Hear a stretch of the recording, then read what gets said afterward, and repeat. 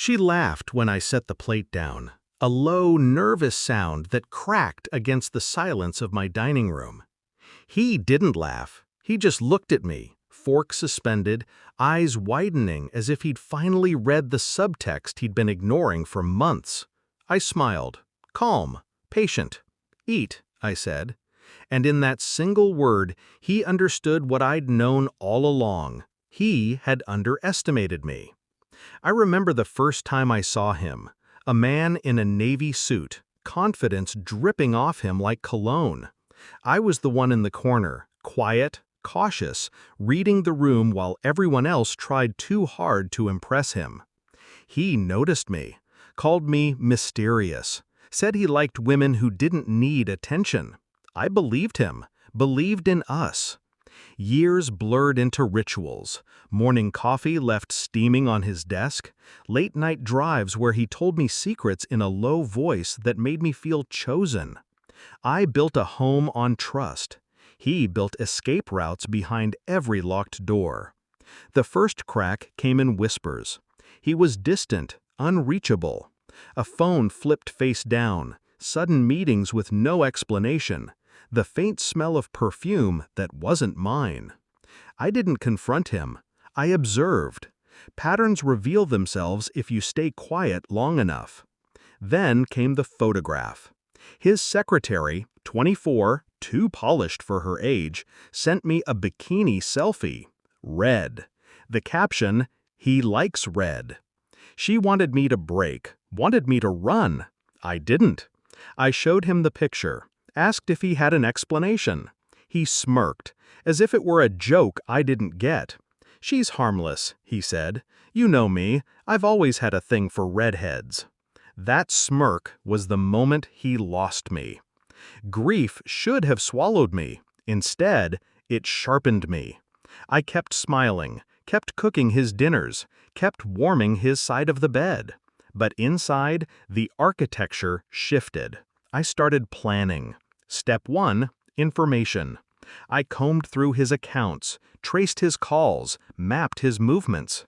He was careless, too sure of his charm. I found everything.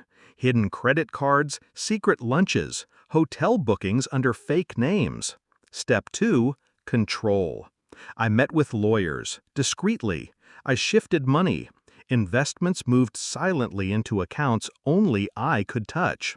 The house, the cars, the assets, they were all pinned neatly beneath my name before he noticed the papers he was signing.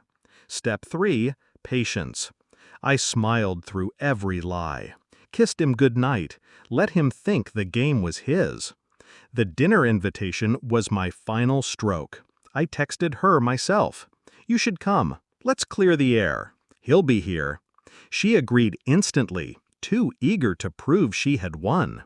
She arrived in red, of course, a dress that looked painted on. He looked at her, then at me, unsure which performance he was supposed to applaud. I poured the wine, served the plates, sat at the head of the table like a judge awaiting silence. At first, they both tried to keep the conversation light. She giggled. He reached for my hand like a man rehearsing sincerity. I let them breathe in the illusion a few seconds longer. Then I set down my glass and told them.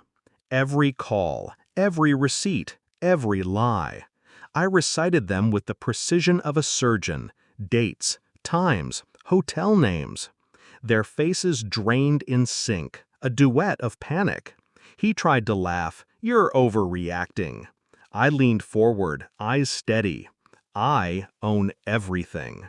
You own nothing. The house, the accounts, even the car you drove her to. Mine." The secretary blinked, caught between embarrassment and fear. She thought she was part of a love story. She was only evidence. I slid an envelope across the table. Inside, divorce papers, pre-signed by me, post-dated for him. Ironclad. "If you fight it, everything goes public," I said. "Your clients, your reputation, your precious redhead's career, gone." He looked at me then, really looked, not as his wife, not as his victim, but as the architect of his ruin. The silence that followed was exquisite. Her lipstick smudged against the rim of her glass as she realized she wasn't special, he wasn't powerful, and I wasn't broken. I stood, gathering the plates without ceremony. "Dinner's over," I said. Neither of them moved. That was 6 months ago.